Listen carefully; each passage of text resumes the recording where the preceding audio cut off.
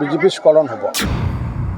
মই যেহেতু এই বজালী বা পূৰ্বৰ যি পাটচাৰকুছি সমষ্টিৰ যেহেতু মই প্ৰতিনিধি আৰু সেইকাৰণে মোৰ দায়িত্ব এটা আছিলে যে যাতে প্ৰতিটো সমষ্টিত যাতে মই মাত লগাওঁ। মোৰ পূৰ্বৰ যি 15খন পঞ্চায়ত আৰু 2খন টাউন আছিলে তাৰ উপৰিও পাকাবাটবাৰীৰ পৰা আৰু ভৱানীপুৰৰ পৰা কিছু সংলগ্ন পঞ্চায়ত আছিলে আৰু সৰ্বমুঠ মই 24খন পঞ্চায়ত বা টাউনত সভা কৰি পেলাই ৰাইজক মই এইটোৱে নিবেদন কৰিছোঁ যে আমাৰ এই পাটচাৰকুছি অঞ্চলৰ ৰাইজে, বনগাঁও অঞ্চলৰ ৰাইজে, সমগ্ৰ ৰাইজে মোক চিনি নোপোৱাকৈ তেওঁলোকে 72% ভোট দিছিলে আৰু অসমৰ দ্বিতীয় সৰ্বশ্ৰেষ্ঠ ভোট দিছিলে। মই ৰাইজক এইটোৱে আবেদন জনাইছোঁ যে যিহেতু মোক চিনি নোপোৱাকৈ 72% যদি ভোট আপুনি দিব পাৰে, এতিয়া মই 3টা বছৰে ৰাইজৰ কাম কৰিছোঁ, ৰাইজৰ সুখৰ দুখৰ লগত জড়িত হৈ আছোঁ।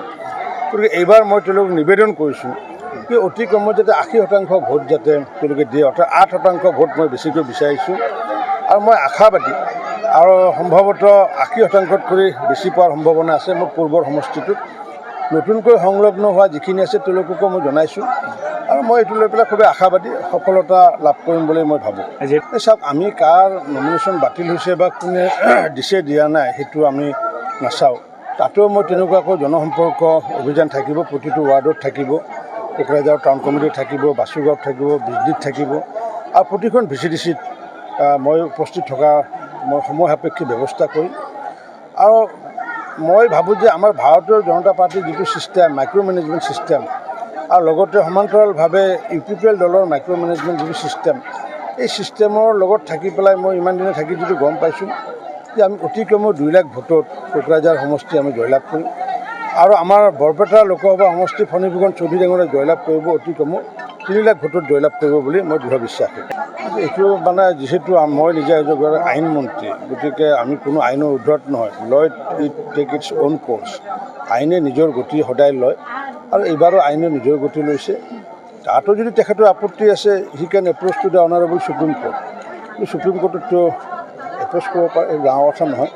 গতিকে সেই সন্দৰ্ভত আৰু যিহেতু ন্যায়ালয়ৰ ৰায়, এই সন্দৰ্ভত আৰু মই অধিক বক্তব্য ৰাখিব খোজা নাই। আমি জনসাধাৰণৰ লগত আছোঁ এইকাৰণে যে অন্য দলে, কংগ্ৰেছ দলে বা অন্য দলে শাসনত আহে ক্ষমতাৰ বাবে, আমি শাসনত আহোঁ আমি সেৱাৰ বাবে। গতিকে আমি যিহেতু সেৱাৰ বাবে যিহেতু আমি শাসনত আহোঁ, গতিকে আমি সকলো ৰাইজৰ হৃদয়ত আমি আছোঁ। কিন্তু বেলেগবিলাক এতিয়া হৃদয়ত নাই আৰু সেই হৃদয়ত আগন্তুক দিনত যদি আমি তাত থাকিব পাৰোঁ, ভাৰতীয় জনতা পাৰ্টী বা মিত্ৰজোঁটে আজি যি কাম কাজ কৰি আহিছে বা ৰাইজৰ যি সেৱামূলক কাম কাজ কৰি আছে, এনেকুৱা কাম যিমান দিন কৰি থাকিব সিমান দিনলৈ ভাৰতীয় জনতা পাৰ্টী বৰ্তি থাকিব।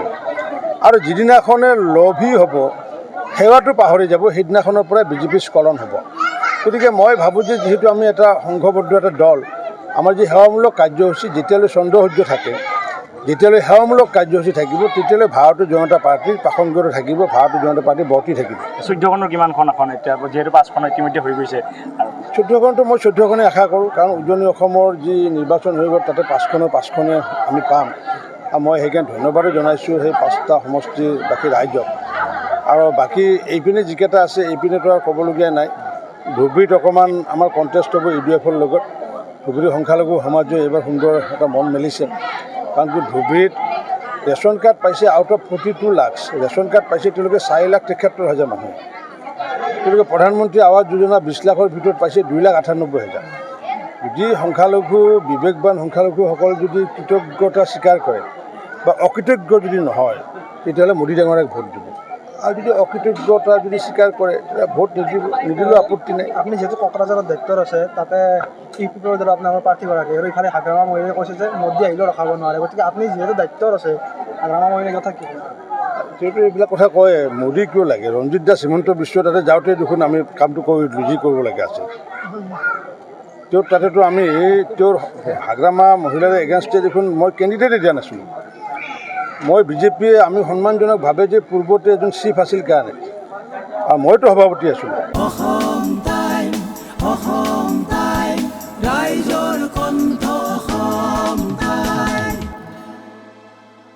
আপোনাৰ শিশুটিৰ মাজতো প্ৰতিভা লুকাই আছে। আপুনি জানেনে? আপোনাৰ শিশুৱে আইনা চাই অভিনয় কৰি ভাল পায় নেকি?